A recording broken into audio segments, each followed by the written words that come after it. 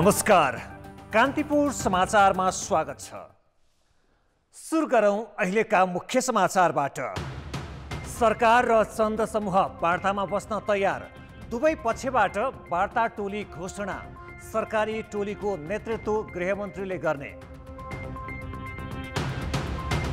प्रधानमन्त्री ओलीलाई हटाउन संसदमै अविश्वासको प्रस्ताव लैजाने दाहाल नेपाल समूहको तयारी। ओली भन्छन् अहिले हटाए पनि आउँदो चुनावमा 2/3 ल्याउँछु। ताप्लेजुङको दोभान बजारमा आगलागी, 49 घर जले, 33 परिवारको ठिपास।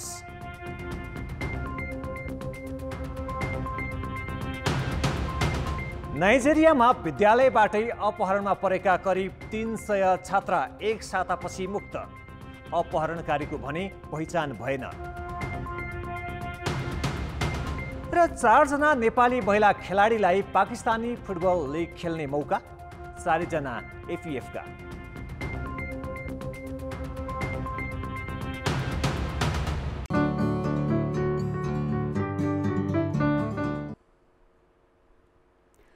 सरकार र नेत्र विक्रम चन्द नेतृत्वको नेपाल कम्युनिस्ट पार्टीले वार्ता समिति गठन गरेका छन्। दुवैले 2-2 सदस्यीय समिति गठन गरेका हुन्।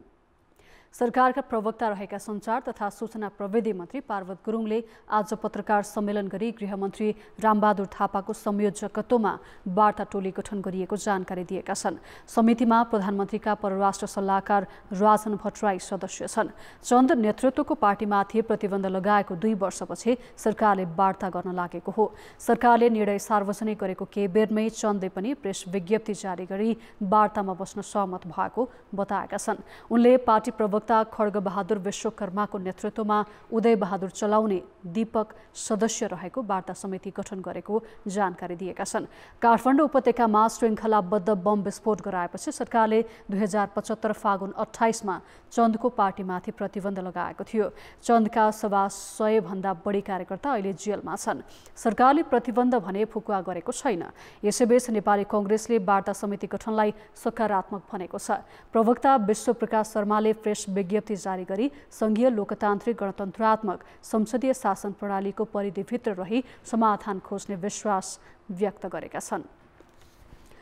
सरकार आफैले प्रतिबन्ध लगाएको नेत्र विक्रम चन्द नेतृत्वको समूहसँग वार्ता गर्न गृहमन्त्री रामबहादुर थापाको नेतृत्वमा समिति गठन गरेपछि पूर्व माओवादी सहयोद्धाहरू सत्ता र विद्रोहीका रूपमा वार्ताको टेबलमा बस्ने भएका छन्।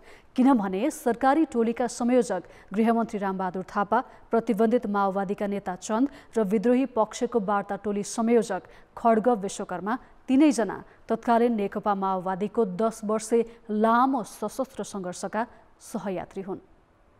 सरकार र विद्रोही माओवादी बीच भएको वार्ताको सहमतिले राजनीतिक वृत्तमा जसरी तरङ्ग उत्पन्न गरेको छ, त्यसरी नै दुवै पक्षका वार्ता संयोजकको पृष्ठभूमि उत्तिकै रोचक छ।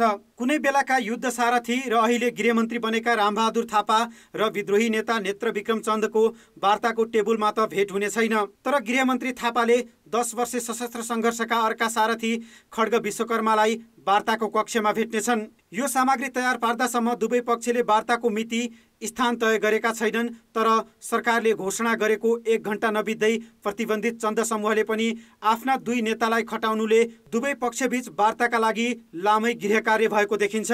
संसदीय अङ्कगणित पेचिलो बनिरहेका बेला ओली सरकारले आफैले प्रतिबन्ध लगाएको चन्द समूहलाई छलफलमा बोलाउनुको पछाडिका कारण त वार्ता र त्यससँग जोडिने गतिविधिले देखाउला। तर 3 वर्ष सरकारमा बसेर सङ्कटको डिलमा पुगेको सरकार र प्रतिबन्धमा परेपछि लगातार नेता कार्यकर्ता पक्राउ परिरहेका बेला दुवै पक्षका लागि यो वार्ता रणनीतिक उद्देश्यमा आधारित छ भन्ने बुझ्न भने कठिन छैन। सरकारी वार्ता टोलीमा संयोजक गृहमन्त्री थापा र सदस्यमा प्रधानमन्त्रीका परराष्ट्र सल्लाहकार राजन भट्टराई छन् भने विद्रोही वार्ता टोलीमा विश्वकर्मा संयोजक र अर्का नेता दीपक चलाउने सदस्य छन्। रोचक त के छ भने कुनै बेला सशस्त्र सङ्घर्षको नेतृत्वकर्ता पुष्पकमल दाहाल र उनका मुख्य सहयात्री गृहमन्त्री थापा र चन्द अहिले राजनीतिक रूपमा 3 ध्रुवमा छन्। त्यसो त गृहमन्त्री थापा विद्रोही नेता चन्दका राजनीतिक गुरु पनि हुन्। यो अवस्थामा सरकारको पक्षबाट थापा र विद्रोही पक्षबाट चन्दले खटाएका विश्वकर्मा एउटै टेबलमा आम्ने सामने हुनु अनौठो संयोग पनि हो। दुवै पक्षले साँच्चै समस्या समाधानका लागि वार्ता गर्दैछन् कि नाफा घाटाको चालबाजीमा छन् भन्ने केही समयमा खुल्दै जाला। तर अशान्तिको बाटो छाडेर शान्तिपूर्ण प्रतिस्पर्धाको राजनीतिमा चन्द समूह सामेल हुने हो भने त्यो स्वागत योग्य नै हुनेछ। कान्तिपुर समाचारका लागि डिपी उपाध्याय, काठमाडौँ। प्रधानमन्त्री केपी शर्मा ओलीलाई जसरी पनि पदबाट हटाउने कोसिसमा रहेको नेकपाको दाहाल नेपाल समूह ओलीले बोलाएको संसदीय दलको बैठकमै नजाने भएको छ। पुष्पकमल दाहाल र माधव नेपाल नेतृत्वको यस खेमाले अन्य दलहरूसँगको सहकार्यमा संसदमै अविश्वासको प्रस्ताव ल्याएर हटाउने तयारी गरेको छ। प्रतिनिधि सभा पुनः स्थापनापछि सरकार र सडकमा रहेका नेकपाका दुवै समूहको भेट आगामी 23 गते संसदमा हुँदैछ। प्रधानमन्त्री ओलीले संसदीय दलको बहुमतले हटाएर देखाउन चुनौती दिए पनि दाहाल नेपाल खेमाले भने संसदमै अविश्वासको प्रस्ताव ल्याएर ओलीलाई सत्ताच्युत गराउने रणनीतिमा छ। ओलीलाई यसअघि नै संसदीय दलको नेताबाट हटाइसकेको भन्दै यो समूह उनले बोलाएको दलको बैठकमा नजाने, दलमा अविश्वासको प्रस्ताव पनि नराख्ने र संसदमा पनि प्रतिपक्षको कुर्सीमा बस्ने योजनामा छ। आगामी सरकारको नेतृत्व पनि काङ्ग्रेसलाई दिन यो समूह तयार भएको छ। यसअघि नै काङ्ग्रेस सभापति शेरबहादुर देउवालाई भेटेर प्रधानमन्त्रीका लागि प्रस्ताव समेत यस समूहले गरिसकेको छ। यद्यपि यसबारे औपचारिक निर्णय भने स्थायी र केन्द्रीय कमिटी बैठकबाट गर्ने भनेको छ। संसद सचिवालयमा यसअघि दर्ता भएको अविश्वासको प्रस्तावलाई रोकी यस खेमाले काङ्ग्रेस र जसपा समेतको साथ लिएर अर्को प्रस्ताव ल्याउने कसरत गरिरहेको छ। संसदीय दलको नेताबाट हटाउने भनेर निर्णय गरिसकेको छ। त्यसकारणले गर्दाखेरि पार्टीले निर्णय गरिसकेको कुरालाई मल्टी पार्टी डेमोक्रेसीमा पार्टीले जे निर्णय गरेको छ त्यही निर्णयलाई क्यारी गर्नुपर्ने हुन्छ। किन भन्दाखेरि संसदीय दलको विधान भनेर भनेको संसदीय दल गठन विघटन त्यसको विधान लगायतका सबै कुराहरूको निर्णय गर्ने अथोरिटी माओ पार्टी हो, मातृ पार्टी हो। मातृ पार्टीको विधानमै तपाईँको प्रश्नसँग के लेखा छ भन्दाखेरि संसदीय दलको गठन विघटन लगायतका नीति निर्देशन लगायतका त्यसको नेतृत्व लगायतका सबै विषयहरूमा आवश्यक निर्णय चाहिँ तपाईँको पार्टीले गर्नेछ भन्ने व्यवस्था छ। ओली समूह व्हिप जारी गर्नेदेखि संसद बैठकको केही दिनमै अधिवेशन अन्त्य गर्ने सम्मको रणनीतिमा छ। काङ्ग्रेसलाई अविश्वासको प्रस्तावमा जान नदिने र संसदीय दलमा बहुमत कायम गर्ने प्रयासबाट सत्ता जोगाउने यस खेमाको प्रयास रहने देखिन्छ। सम्माननीय प्रधानमन्त्री केपी शर्मा ओलीले राजीनामा दिने कुनै कारण देख्दिन कि मैले कुनै सरकार छोड्ने म कुनै कारण देख्दिन। त्यसो हुँदाखेरि राजीनामा दिन हुँदैन, यही सरकारलाई कन्टिन्यू गर्नुपर्छ। यो सरकारले गरे जतिको काम कसैले गर्न सक्छ भन्ने पनि मलाई लाग्दैन। त्यसो हुँदाखेरि सम्माननीय प्रधानमन्त्रीले संसद फेस गर्नुहुन्छ।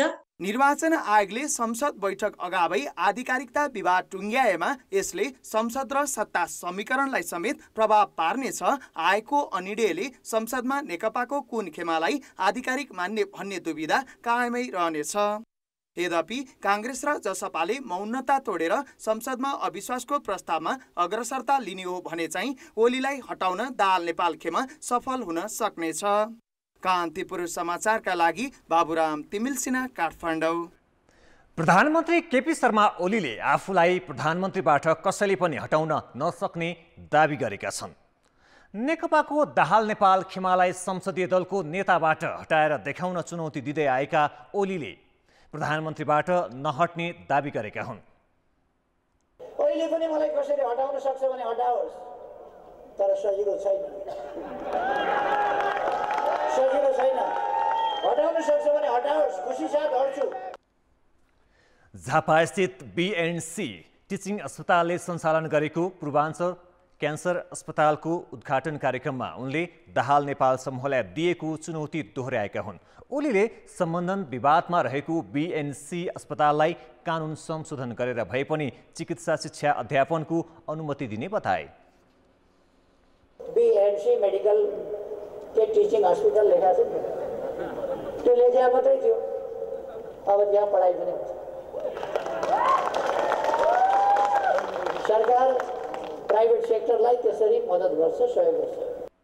पछिल्लो समय सार्वजनिक कार्यक्रममा निकै सक्रिय देखिएका प्रधानमन्त्री ओली एक दिन बिराएर दोस्रो पटक गृह जिल्ला पुगेका हुन्। यसैबीच यसअघि 2073 सालमा काठमाडौँ विश्वविद्यालयले मेडिकल कलेज सञ्चालनका मापदण्ड नपुगेको भन्दै सम्बन्धन नदिने अडान लिएको थियो। तर अहिले प्रधानमन्त्रीको दबावमा ती संस्थालाई सम्बन्धन दिन प्रक्रिया अगाडि बढाएपछि विवाद बढेको छ। सभामुख अग्नि सापकोटाले राजनीतिक नेतृत्व र सरकारवालासँग परामर्श गरेर मात्रै प्रतिनिधि सभा बैठकका कार्यसूची तय गर्ने बताएका छन्। पुनर्स्थापित प्रतिनिधि सभा बैठकको तयारीका क्रममा बैठक कक्षको निरीक्षण गर्दै सभामुख सापकोटाले भोलिदेखि नै प्रमुख दलका शीर्ष तथा संसदमा प्रतिनिधित्व गर्ने दलका नेताहरूसँग छलफल थाल्ने बताए। असामान्य परिस्थितिबाट गुज्रिएर संसद सुरु हुन लागेकाले कार्यव्यवस्था परामर्श समितिमा समेत छलफल गरेर बैठक कसरी अघि बढाउने भन्ने टुङ्गो लगाउने उनले जानकारी दिए। यो एउटा नयाँ परिघटना हो र यो चाहिँ हामी सबैको लागि धेरै खुसी र गौरवको कुरा पनि हो र अब यसलाई अलि व्यवस्थित अलि परिमार्जित गर्दै चलाउँदै जानु त पर्छ। तर फेरि स्वाभाविक लयमा नै यो अधिवेशन चलाउनु पर्छ भन्ने खालले हामी तयारी गर्दैछौँ। अब सम्बद्ध सबै पक्षसित पार्टीका नेताहरूसित अनि त्यसपछि हाम्रो कार्यव्यवस्था परामर्श समिति छ हैन, सबै दलका पदाधिकारीहरूसित अब मैले यो विचार विमर्श परामर्श प्रारम्भ गर्दैछु भोलिदेखि अलि तालिकाबद्ध रूपमा। सर्वोच्चको फैसला खुसी र गौरवको विषय भएको उल्लेख गर्दै सभामुख सापकोटाले संसद अधिवेशन स्वाभाविक लयमा सञ्चालन हुने समेत बताए। प्रधानमन्त्री केपी शर्मा ओलीले पुस 5 गते असंवैधानिक रूपमा प्रतिनिधि सभा विघटन गरे पनि सर्वोच्च अदालतले उक्त कदमलाई अवैध ठहर गरेको थियो। त्यसपछि सरकारले फागुन 23 गते बस्ने गरी प्रतिनिधि सभा बैठक आह्वान गरेको छ। ब्रेकपछि समाचारमा पुनः स्वागत छ। सरकारका मन्त्रीमा सार्वजनिक कार्यक्रममा जथाभावी राजनैतिक भाषण गर्ने प्रवृत्ति मौलाएको छ। कार्यक्रमको विषय र त्यहाँ सहभागीको मनोविज्ञानलाई व्यवस्था गरे मनमौजी रूपमा भाषण गरेर मन्त्रीले पदको गरिमामै आँच पुर्याइरहेका छन्। यसको पछिल्लो उदाहरण बनेका छन् शिक्षा मन्त्री कृष्णगोपाल श्रेष्ठ। शिक्षा मन्त्री कृष्णगोपाल श्रेष्ठ सोमबार एउटा कलेजको कार्यक्रममा सहभागी भए। विदेशी विश्वविद्यालयको सम्बन्धनमा सञ्चालित कलेजले विद्यार्थीलाई दीक्षित गराउने कार्यक्रमका लागि मन्त्रीलाई मुख्य अतिथिका रूपमा बोलाएको थियो। शिक्षा मन्त्री मुलुकको शिक्षा नीतिको नेतृत्व गर्ने मुख्य पदाधिकारी हुन्। शिक्षाको स्तर सुधारका लागि चाल्ने कदम र शैक्षिक जनशक्तिको व्यवस्थापनमा सरकारले अवलम्बन गर्ने नीतिबारे शिक्षा मन्त्री श्रेष्ठले बोल्लान् भन्ने ठानेर शिक्षक र दीक्षित विद्यार्थी उनलाई ध्यानपूर्वक सुनिरहेका थिए। तर मन्त्री राजनीतिक गफमा केन्द्रित भए। त्यसमा पनि उनले सत्ताको खेल, शक्तिको दम्भ र कुर्सीको रक्षाका विषयमा पुरै समय बिताए। कोही माइकालाल जन्म्या छ केपी ओलीलाई कठालो समातेर सडकमा ल्याउने? यो दुनियाँमा कोही माइकालाल जन्म्या छैन। केपी ओली इज द केपी ओली, फुटबलको पेले जस्तै हो। जसरी बुझ्न मन लाग्छ बुझ्नुहोस्, यथार्थ सत्य यही हो। के राइनामा दे भनेर खुरुक्क राइनामा दिन्छ? राइनामा दे भन्नेहरूले गरेको बनाएको प्राइम मिनिस्टर हो? अदालतको फैसलाले आएको सरकार हो यो? मन्त्री श्रेष्ठले 2 साता अघि कीर्तिपुरका एक निजी स्कुलका बालबालिका सामु पनि यस्तै भाषण गरेका थिए। कोरोना महामारीले शैक्षिक पात्र प्रभावित हुनुका साथै निजी शिक्षण संस्थाको मनोमानी चुलिएको र सार्वजनिक शिक्षाको स्तर ओह्रालो लागेका बेला मन्त्रीका निराशा बढाउने र राजनीतिक नेतृत्वप्रति नै वितृष्णा जगाउने प्रस्तुतिलाई जिम्मेवारी प्रतिको अज्ञानता र उदासीनताका रूपमा हेरिएको छ। जानै नपर्ने किसिमको सिल्ली काममा, मैले सिल्ली काम भन्छु, सिल्ली काममा देशको समय बर्बाद गर्नुभएको छ, खर्च गराइदिनु भएको छ। उहाँहरूले गएर चाहिँ बोल्ने फेरि विषयवस्तु चाहिँ के हो भने विषयगत नभएर दलगत कुराकानी भएको छ। अहिले त दलका वकालतकर्ता हुन् ती, मन्त्री होइनन्। मन्त्रीको नाउँमा एक किसिमको हिसाबले राष्ट्रको पैसा खाने, मन्त्रीको नाउँमा चाहिँ आफ्नो दलको वकालत गर्ने मान्छेको भिड भएको छ भन्ने मलाई लाग्छ। आफ्नो मूल दायित्व र पदीय गरिमाको व्यवस्था गरी सानातिना कार्यक्रममा दौडिएर अप्रासङ्गिक भाषण गर्न पुग्ने विगतदेखिकै प्रवृत्ति हो। नेताहरूको यो प्रवृत्ति नसुध्रिएसम्म नयाँ पुस्तालाई आफ्नो देश र भविष्यप्रति आशावादी बनाउन सकिने छैन। कान्तिपुर समाचारका लागि क्यामेरामा हरिशरण तिमिल सिन्हाका साथ नारायण किलम्बु, काठमाडौँ। निर्वाचन आयोगमा पुगेर अड्केको नेकपा आधिकारिकताको विवादकै कारण संसदीय प्रक्रिया नै अलमलिने स्थिति छ। तर विवाद समाधान गर्न नेकपाकै बहुमत समूहले निवेदन दिएको 1 महिना पुग्न लाग्दा पनि आयोग रणभुल्लमै छ। आधिकारिकताको दाबी गरेको समूहले बारम्बार दबाब दिँदा समेत आयोगले केवल उठे जवाफ मात्रै फर्काइरहेको छ। नेकपाको विवाद चर्किँदै गएपछि पुष्पकमल दाहाल र माधव नेपाल नेतृत्वको समूहले माघ 20 गते आधिकारिकताका लागि पुनः दाबी पेश गरेको थियो। त्यसमा कुनै सुनवाई नभएपछि दाहाल नेपाल समूह आयोगमा धाएको धाइ छ। सोमबार मात्र पनि यस खेमाका नेताहरू पुगेर प्रगति विवरण मागेका थिए, तर आयोगले अमूर्त जवाफ दिएर फर्काइदियो। तपाईहरुले आधा काम त गर्दै गर्नु भएन। यो 64% मत भएको पार्टीको यतिन्जेलसम्म लड्काएर बस्ने भन्ने कुरा तपाईहरुको कार्यक्षमतामा प्रश्न उठ्यो। कार्यक्षमताको प्रश्न पनि केबाट उठ्दछ त भन्दाखेरि तपाईहरु राज्य शक्तिबाट प्रभावित हुने अथवा त्यसको रापतापबाट प्रभावित परेको अनुभूति हामीलाई आशंका पनि पैदा हुन थालिरहेको छ। तपाईहरुको कार्यक्षमताको ढिलाइका कारणले गर्दाखेरि, कामको ढिलाइका कारणले भन्ने हामीले बारम्बार उनीहरूलाई भनिरहेका छौँ र हिजो पनि हामीले त्यही कुराहरू गरेका छौँ। नेकपाकै विवादले प्रधानमन्त्रीले हठात प्रतिनिधि सभा विघटन गरेका थिए, जसलाई असंवैधानिक ठहर गर्दै सर्वोच्चले संसद बैठक बस्नुपर्ने समय सीमा नै तोकिदिएको छ। तर दुई चिरा बनेको सत्तारूढ दलको कुन खेमा आधिकारिक हो भन्ने टुङ्गो नलाग्दा संसद सचिवालय र सभामुखले समेत अप्ठ्यारो झेल्ने भएका छन्। यस विषयको प्रारम्भिक अध्ययनको जिम्मा पाएका आयुक्त रामप्रसाद भण्डारीले केही दिनभित्रै समाधान दिने दाबी कान्तिपुर समाचारसँग गरेका छन्। तर त्यहाँभित्र चलिरहेको प्रक्रिया हेर्दा आयोगको कामले गति लिएको देखिँदैन। त्यो प्रक्रियामा छ भन्नाले त्यसको अध्ययन गर्ने र परामर्शहरू गर्ने काम आयोगबाट गरिरहेको छ र त्यसमा कुनै निर्णयमा अहिलेसम्म पुगिसकेको छैन र अहिलेसम्मको स्ट्याटस यही नै हो। अब भोलि ठ्याक्कै आयोगले यसो गर्ला भनेर अहिले मैले अनुमान गर्नुको कुनै सार्थकता पनि छैन। यस्तो आलटालपूर्ण व्यवहारले आयोगको संवैधानिक हैसियत, विश्वसनीयता र सक्षमतामाथि समेत औँला उठाउने ठाउँ दिएको छ। कान्तिपुर समाचारका लागि दीपक आचार्य, काठमाडौँ। पूर्वी नेपालको ताप्लेजुङ जिल्लामा फेरि आगलागी भएको छ। मंगलबार बिहान भएको आगलागीबाट जिल्लाकै दोस्रो ठूलो व्यापारिक केन्द्र दोवान बजारका 33 परिवारका 49वटा घर जलेका छन्। 22 जनाले भाडाका घरमा पसल चलाएका थिए। मंगलबार बिहान करिब 8:35 बजे कपडा पसल गर्दै आएका भोला पौडेलको घरको दोस्रो तलाबाट सुरु भएको आगलागीबाट 33 परिवारका 49वटा घर जलेका छन्। यहाँ पसल गरी बस्ने थप 22 परिवार विस्थापित भएका छन्। पीडितले आगलागीबाट 1 अर्ब भन्दा बढीको क्षति भएको अनुमान गरे पनि एकिन तथ्याङ्क कुनै पनि निकायले निकालेको छैन। सामान भनेको जस्तो यस्तो सबै यहाँ प्राय उता पल्लो छेउकै अलि निकालेछ, पर तिनसा बाहिर लुकाएको छैन कहीँ पनि। यहाँदेखि यता अब सुरक्षित छँदैछ होइन, तर यति बीचको सामान लगभग कसैको पनि निकाल्न पाएन। पीडितलाई नजिकमा रहेका आफन्तकोमा राख्ने र तत्काल जनै 15,000 का दरले गाउँपालिकाले राहत दिने निर्णय गरेको छ। पाल, कम्बल लगायतका राहत सामग्री उद्योग वाणिज्य सङ्घ र रेडक्रसले पनि वितरण गरेका छन्। तत्कालै उहाँहरूले चाहिँ 2-4 दिनको लागि चाहिँ हामीले डेरासेरा बनाएर तम्बु बनाएर चाहिँ राख्ने सोच बनाएको छौँ र राहतहरू हामी वितरण गर्ने भन्ने कुरा सोचेको छौँ।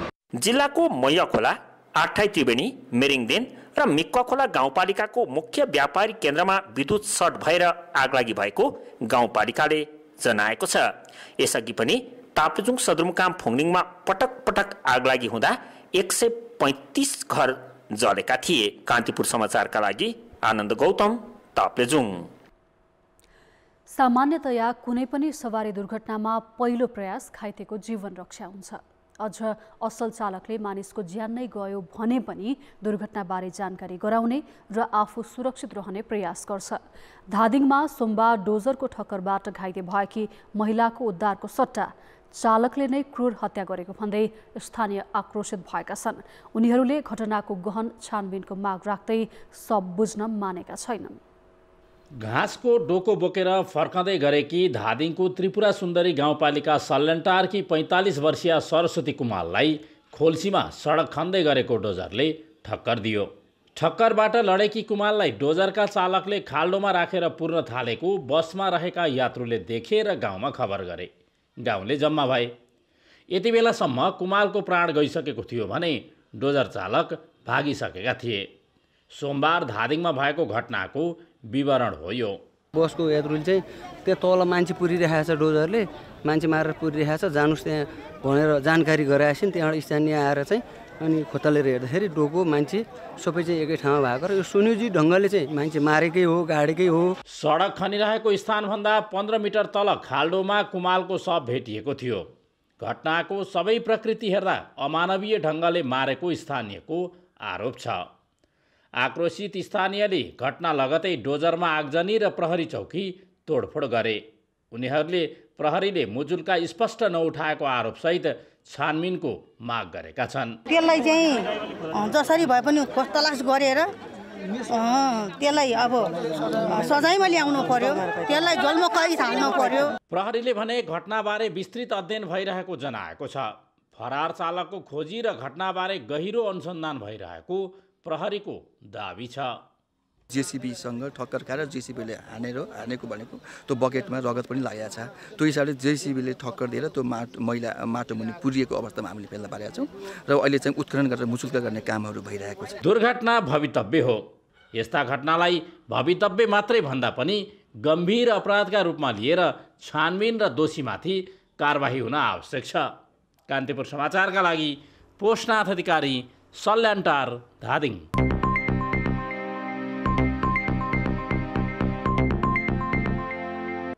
सार्वजनिक यातायात भरपर्दो नभएकाले मोटरसाइकल अहिले मध्यमवर्गीय परिवारको अनिवार्य आवश्यकताभित्र पर्छ। तर त्यही मोटरसाइकलमा सरकारले 105% करको भार थोपरेर उपभोक्तालाई निचरिरहेको छ। त्यति मात्र होइन, मोटरसाइकलमा प्रयोग हुने इन्धन पनि 50% करकै कारण महँगो बनाइएको छ। सस्तो मूल्यका मोटरसाइकल भारतीय बजारमा 60,000 नेपाली रुपियाँमै पाइन्छ। तर त्यही मोटरसाइकल किन्न नेपालमा भने 1,75,000 रुपियाँ तिर्नुपर्छ। सरकारले भन्सार, अन्तशुल्क र भ्याट बापत 105% कर असुल छ। त्यसबाहेक दर्ताका क्रममा सडक सुधार शुल्कका नाममा 15,000 रुपियाँ तिर्नुपर्छ। नवीकरण बापत वर्षेनी बुझाउनु पर्ने कर अलग्गै छ। करको भार नै देखाएर विक्रेताले पनि 40,000 रुपियाँसम्म फाइदा लिने गरेका छन्। सरकारले चाहिँ सङ्कलन गरेको यो महसुलहरू चाहिँ हामीले कस्टिङमा जोड्दाखेरि नै माने यो मोटरसाइकलको चाहिँ कस्टिङ चाहिँ निकै महँगो हुन देखिएको हो होइन। गभर्मेन्टले नै गर्दाखेरि चाहिँ यो यसरी चाहिँ बढी चाहिँ राजस्व तिर्नुपर्ने कारणले गर्दाखेरि यसको कस्टिङ बढी हुन गएको हो र बढी भएपछि अब व्यापारीले होइन त्यही अनुसारको मूल्य त अब उनीहरूले राख्ने नै भए। अब यस विषयमा सरकारले चाहिँ खोइ अब धेरै पनि यो कुराहरू चाहिँ हामीले भन्दाखेरि पनि उहाँहरूले चाहिँ अब मानिरहनु भएको छैन। उपभोक्ताले करको उच्च भार सहेरै पनि मोटरसाइकल र स्कुटर किनिरहेका छन्। नेपाल अटोमोबाइल्स डिलर एसोसिएसनका अनुसार देशभर दैनिक 700 भन्दा बढी मोटरसाइकल र स्कुटर बिक्री हुन्छन्। सार्वजनिक यातायातप्रतिको अविश्वासले सडकमा वार्षिक 2 लाख भन्दा बढी मोटरसाइकल थपिन्छन्। अहिले त्यस्ता साधनको संख्या 30 लाख नागिसकेको छ। सरकारले मोटरसाइकललाई विलासिताको वस्तुभित्र राखेको त छैन, तर ती साधनमा अचाक्ली कर लगाएर उपभोक्तालाई निचोरिरहेको छ। तल्लो वर्गले प्रयोग गर्ने, निम्न वर्गले प्रयोग गर्ने, निम्न मध्यम वर्गले प्रयोग गर्ने हुनाले यसमा तपाईको खास गरी करको सन्दर्भमा चाहिँ पुनर्विचार गर्ने, भन्सार कर, एक्साइज ड्युटीहरू लाग्ने चाहिँ त्यसै गरी पूर्वाधार करहरूलाई न्यूनीकरण गरेर गयो भने अलिकति त्यसबाट सरकारलाई धेरै अप्ठ्यारो पनि परिहाल्दैन, तर जनताले राहत पनि पाउँछन्। त्यो निम्न वर्गले अहिले अप्ठ्यारो बेलामा राहत पाउँछ। सरकारले 52 रुपियाँमा किनेको इन्धन 14 शीर्षकमा गरी 1 लिटरमा 55 रुपियाँ कर लगाएर बेच्छ। घण्टौं लाइन बस्न बाध्य पारेर कर तिर्नुलाई यातना सरह बनाइएको छ। यसरी गरी खाने वर्ग पाइलै पछि शोषित तर अपमानित हुनुपर्ने विडम्बना छ। तर उपभोक्तालाई न्यूनतम सुविधा दिनुपर्ने दायित्वबोध सरकारी निकायहरूमा देखिँदैन। कान्तिपुर समाचारका लागि क्यामेरामा हरिशरण तिमिल सेना र विकास जोशीका साथ सुमन पन्थ, काठमाडौँ। शेयर बजारमा आज 60 अङ्कको पहिरो गएको छ। व्यापार र होटल बाहेकका बाँकी 11 समूह ओह्रालो लाग्दा समग्र बजार 2455 अङ्कमा पुगेको छ। जीवन बिमा समूहको परिसूचकमा सबैभन्दा धेरै 3% को गिरावट आएको छ। यस्तै अन्य 7वटा समूहको परिसूचक 2% भन्दा धेरैले घटेको छ। बैंक, विकास बैंक, जलविद्युत, निर्जीवन बिमा, लघुवित्त उत्पादनमूलक र अन्य समूहको परिसूचक 2% भन्दा धेरैले घटेको हो। व्यापार समूहको परिसूचक सबैभन्दा धेरै 9%ले बढेको छ। साल ट्रेडिङ र चन्द्रगिरी हिल्सका लगानीकर्ताले सबैभन्दा धेरै कमाएका छन्। आज 6 अर्ब 11 करोड 96 लाख रुपियाँको शेयर कारोबार भएको नेपाल स्टक एक्सचेन्जले जनाएको छ। अब बाँकी समाचार। भारतको बिहार राज्यमा सामूहिक बलात्कारपछि हत्या गरी जलाइएकी बर्दियाकी 12 वर्षीय सुमित्रा विकको बस्ती अझै शोकाकुल छ। परिवारले न्यायको याचना गर्दै आएका छन्। बलात्कारपछि भएको हत्यामा संलग्न मध्ये 11 जना पक्राउ परेका छन्। उक्त घटनाको प्रमाण नष्ट गर्न सघाउने प्रहरी थाना अध्यक्ष भने फरार छन्। सन् 2021 जनवरी 21 तारिकका दिन उक्त घटना भएको थियो। त्यसबेला बालिकाकी आमा कृष्णी कामी छोरीलाई भारतमै छाडेर सुकुम्बासी आयोगमा नाम लेखाउन बर्दिया स्थित घर आएकी थिइन्। त्यस दिन बाबु खड्कबहादुर कामको सिलसिलामा डेराबाट बाहिर निस्केका थिए। छोरा पनि बहिनीलाई नास्ता लिन बजार गएका थिए। त्यही मौका छोपी डेरामा बसेकी सुमित्राको सामूहिक बलात्कार भएको थियो। 21 जनवरीमा भएको घटनाको उजुरी फेब्रुअरी 2 मा एफआईआर दर्ता गराइएको थियो। भारतीय प्रहरीले घर मालिक सीताराम शाह, छोरा विनय सहित घटनामा संलग्न 11 जनालाई पक्राउ गरेको छ। तर बलात्कार पछिको हत्याको घटना लुकाउन र प्रमाण नष्ट गर्न सघाउने 1 जना प्रहरी अझै फरार छन्। छिटो हिँड्नु बुवा, घर त बहिनी मरिसकेको छ, मरेको छ भनेर भन्यो। त्यहाँबाट भन्नु कि म दौडने आएँ। चौतर्फी विरोध भएपछि भारतीय प्रहरीले चम्पारण जिल्लाको कुण्डवा चैनपुर थानामा 12 जनालाई अभियुक्त बनाएर मुद्दा चलाएको छ। आफन्तले न्यायको याचना गर्दै आएका छन्। म मेरो बच्चाको खोजी गर्न चाहन्छु, माटा मिसन दिन्न, तपनि यति म बच्चा नपाउला, बच्चाको न्याय त पाउला, कोही इन्डिया सरकार पनि होला। 1 जना बाहेक बाँकी सब अभियुक्तहरूलाई त्यहाँ नियन्त्रणमा लिएर कारबाही चलाइरहेको छ। उनीहरूलाई बलात्कार गरेको र ज्यान मारेको अभियोगमा अहिले कारबाही चलाइरहेको जानकारी दिएको छ। भारतमा नेपाली बालिका सुमित्रा विकको बलात्कारपछि भएको हत्याको घटनामा संलग्नलाई कानुनी कारबाही गर्न अझै पनि सरकारी तहबाट अपेक्षित पहल नभएको आफन्तको गुनासो छ। निरन्तर खबरदारी नगरिए अभियुक्तले उन्मुक्ति पाउन सक्ने परिवारजनको आशंका छ। कान्तिपुर समाचारका लागि कमलपन्थीका साथ सविता जीसी, खुरखुरे फाटा, बर्दिया। यता राष्ट्रिय मानवाधिकार आयोगले आफ्ना नागरिकमाथि भएको जघन्य अपराधको घटनाका विषयमा परराष्ट्र मन्त्रालय र राज्यका अन्य निकायहरूको मौनताप्रति असन्तुष्टि जनाएको छ। आयोग आफैले भने भारतको राष्ट्रिय मानवाधिकार आयोगसँग दोषीमाथि कारबाही र पीडित परिवारको लागि आर्थिक क्षतिपूर्ति दिलाउन आग्रह गरेको छ। सरकारका अन्य अङ्गहरू जसरी क्रियाशील हुनु पर्दथ्यो, जसरी राष्ट्रिय मानवाधिकार आयोग स्वविवेकीय ढङ्गबाट क्रियाशील भयो, त्यही ढङ्गबाट नेपालका अन्य सरकारी मन्त्रालयहरू, विभागहरू, अन्य निकायहरू पनि परिचालित हुने, उनीहरूले चाहिँ न्यायको लागि काम गर्ने, अलिकति प्रोएक्टिभ भएर काम गर्न सक्ने सम्भावनाहरू चाहिँ थियो। तर पनि राष्ट्रिय मानवाधिकार आयोग राज्यको एउटा अङ्ग नै भएको हुँदा आयोगले यो घटनालाई गम्भीरतापूर्वक लिएको छ र विगतमा पनि हामीले यस्ता घटनाहरूमा अनुसन्धान गरेको र दोषी पत्ता लगाउने काममा भारतको मानवाधिकार आयोगले सहयोग गरेको हुँदा हामीलाई अहिले पनि यो घटनामा पनि विश्वास छ। अब जनमतको अन्तिम परिणाम। जनमतमा हिजो हाम्रो प्रश्न थियो, 3 महिनामा मेलम्चीको पानी काठमाडौँ ल्याउने सरकारी दाबीमा तपाईँ कतिको विश्वस्त हुनुहुन्छ? ए पूर्ण विश्वस्त, बी आश गरौँ भर नपरौँ र सी विश्वास छैन। जनमतको नतिजा यस्तो छ, ए पूर्ण विश्वासमा 70%, बी आश गरौँ भर नपरौँमा 45% र सी विश्वास छैनमा 38% मत प्राप्त भएको छ। अब जनमतमा आजको प्रश्न। जनमतमा आज हाम्रो प्रश्न छ, नेताहरूले गैर राजनीतिक मञ्च पनि राजनीतिक आरोप प्रत्यारोपमा उपयोग गर्नुलाई के भन्नुहुन्छ? ए गैर जिम्मेवार प्रवृत्ति, बी विषयवस्तुको अज्ञानता र सी लागेको बानी। जनमतको अन्तिम परिणाम भोलि साँझ 8 बजेको कान्तिपुर समाचारमा प्रसारण गर्नेछौँ। कृपया NEWS news space A, B वा C टाइप गरी 34001 SMS गरी आफ्नो मत व्यक्त गर्नुहोला। चीन सरकारसँग भएको सहमति कार्यान्वयन नहुँदा दोलखाको जिरी माध्यमिक विद्यालयका विद्यार्थी जस्ताको टहरामा पढ्दैछन्। सहमति अनुसार नयाँ संरचना बनाउन विद्यालय व्यवस्थापन समितिले अघिल्लो वर्ष पुराना संरचना भत्काएको थियो। तर नयाँ संरचना बनाउने सुरसार नहुँदा विद्यार्थी टहरामा पढ्न बाध्य भएका छन्।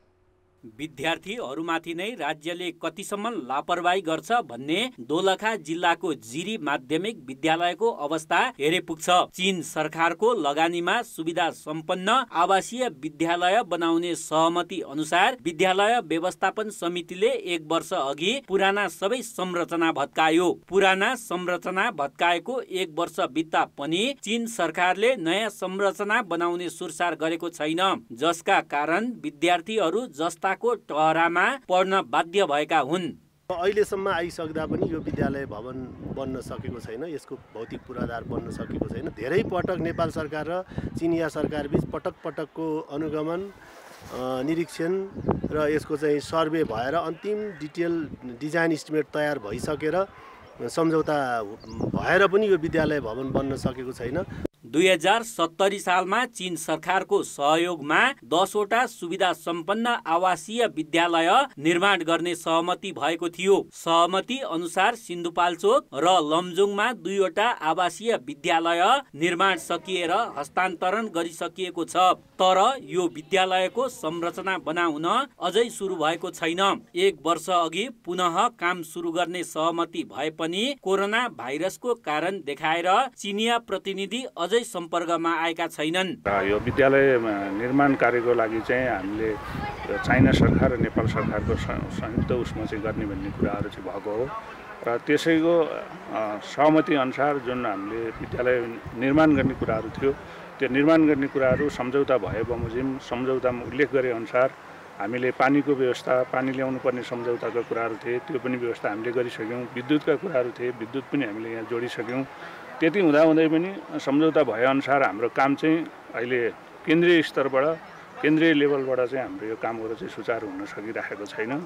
यस विद्यालयमा 650 जना विद्यार्थी अध्ययनरत छन्। सबै विद्यार्थी जस्ताको टहरामा पढ्न बाध्य छन्। दोलखामा 2072 सालको भूकम्पले क्षति पुर्याएका अरू सबै विद्यालयको पुनर्निर्माण भइसकेको छ। तर चीन सरकारको सहयोगमा आवासीय भवन बनाउने भनिएको यस विद्यालयका भवनको निर्माण नै कहिले सुरु हुन्छ भन्ने अनिश्चित छ। कान्तिपुर समाचारका लागि पर्वतराज घिमिरे, काठमाडौँ। अब जनताका आवाज हामीले रूपन्देहीमा सोधेका छौँ। वन संरक्षणसँगै यसबाट उपभोक्ताले फाइदा लिन के गर्नु पर्ला?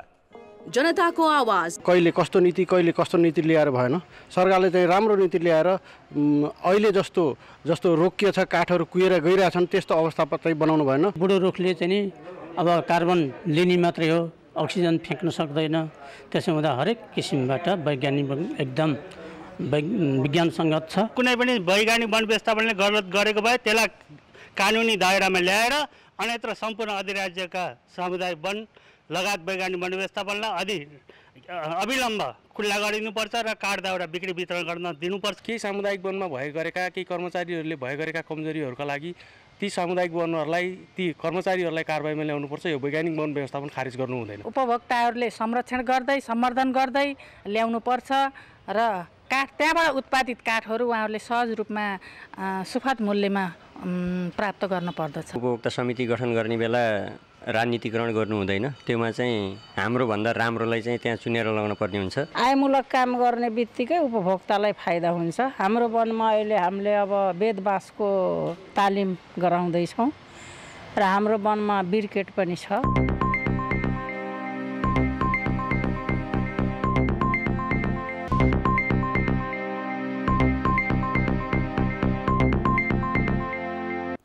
नमस्कार, कान्तिपुर खेलकुद समाचारमा स्वागत छ। नेपालका 4 महिला फुटबलरले पाकिस्तानी लिग खेल्ने भएका छन्। गीता राणा, अनिता केसी, सरू लिम्बू र एन्जिला तुम्बाम्पेले पाकिस्तानी लिग खेल्ने भएका हुन्। पाकिस्तानको राष्ट्रिय महिला फुटबल च्याम्पियनसिप छनौट भएका 4 खेलाडीले मासा युनाइटेड क्लबबाट खेल्नेछन्। लिगमा 20 टिमले प्रतिस्पर्धा गर्नेछन्। एक सातापछि सुरु हुने लिगका लागि 4 खेलाडी भोलि पाकिस्तान जानेछन्। उनीहरूले एपीएफ क्लबबाट व्यावसायिक फुटबल खेल्दै आएका छन्। हालै सम्पन्न राष्ट्रिय महिला लिगको उपाधि एपीएफले जितेको थियो।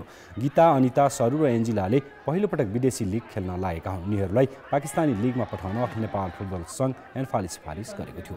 यसअघि नेपालबाट अनिता बस्नेत र सावित्रा भण्डारीले विदेशी लिग खेलेका थिए। उनीहरूले भारतको महिला लिग खेलेका थिए। पहिलो संस्करणको काठमाडौँ मेयर कप एकदिवसीय पुरुष क्रिकेट प्रतियोगिताको खेल तालिका सार्वजनिक भएको छ। क्यानले सार्वजनिक गरेको तालिका अनुसार कीर्तिपुर क्रिकेट मैदानमा फागुन 22 गते हुने उद्घाटन खेलमा त्रिभुवन आर्मी क्लब र एपीएफ क्लब बीच प्रतिस्पर्धा हुनेछ। त्यही दिन मुलपानी क्रिकेट मैदानमा नेपाल पुलिस क्लब र बागमती प्रदेश बीच खेल हुनेछ। फागुन 29 गतेसम्म चल्ने प्रतियोगितामा यी 4 बाहेक एक टिम काठमाडौँ मेयर 11 पनि समावेश हुनेछ। राउन्ड रोबिनको आधारमा हुने प्रतियोगिताको शीर्ष 2 टिमले उपाधिका लागि प्रतिस्पर्धा गर्नेछन्। रूपन्देही सुपर लिग क्रिकेटमा एक्सपर्ट जीआरले विजयी सुरुवात गरेको छ। समूह बी को एक्सपर्ट जीआरले आज देवदह क्रिकेट क्लबलाई 7 विकेटले हरायो। टस जितेर पहिले ब्याटिङ गरेको देवदहले 31 ओभर 4 बलमा सबै विकेट गुमाएर 112 रन बनायो।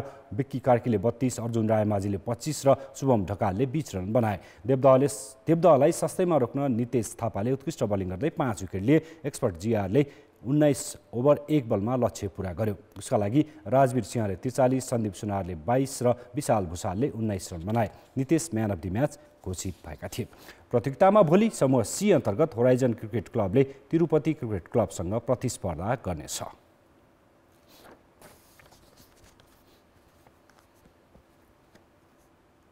रूपन्देहीमा सम्पन्न खुला लन टेनिस प्रतियोगिताको पुरुष एकलको उपाधि ऋतिक राणा र महिलातर्फ प्रेरणा कोइरालाले जितेका छन्।